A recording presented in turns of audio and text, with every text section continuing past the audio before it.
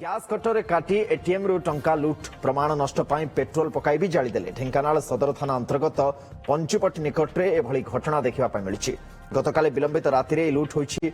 सकाळे खबर पाई घटनास्थल में पहुंची तदंत करुछि सदर थाना पुलिस। तेबे एटीएम रे केते टंका थिला एवं केते लुट होईछि स्पष्ट होइनि। अभियुक्तों को धरिबाकू पुलिस तनाघना करुछि तदंत करुछि। ढेंकानाल सहयोगी राजश्री सतपथी आम सहित फोनलाइन में अच्छा। राजश्री, अपडेट कौन है मामला रे? देखो सुनंदन, वर्तमान सदर थाना पुलिस घटनास्थल में पहुंची एवं सविशेष अनुध्यान करुछि। तेबे जेतेबेले दुर्बृत्त माने गैस कटर रे काटी एटीएम रु टंका लूट करिसंती एवं तापरे पेट्रोल पकाई प्रमाण नष्ट पाई पेट्रोल पकाई ताकू जाली देइछंती।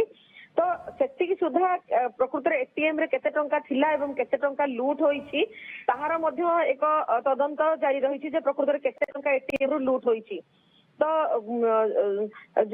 संपृक्त जो बैंक रो एटीएम रही से बैंक रो अधिकारी माने मध्य घटनास्थल में पहुंची पुलिस मध्य पहुंची एवं सविशेष भाव में तनाघना जारी रही।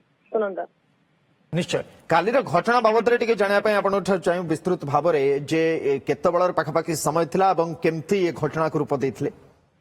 देखो विलंबित रात्रि रे दुर्बृत्त माने आसीथिले सदर थाना अंतर्गत जो पंचुपट्टी निकट रे जो रास्ता कड़ रे आमे कहि परिबा जे 55 नंबर जातीय राजपथ को लागि रही एटीएम टी एवं से एटीएम को दुर्बृत्त माने आसीथिले एवं गैस कटर रे काटी एटीएम रो जो मशीन रही काटी टंका मध्य लूट करथिले एवं टंका लूट। बहुत बहुत धन्यवाद राजश्री, तमाम सूचना एवं अपडेट पाई बहुत बहुत धन्यवाद।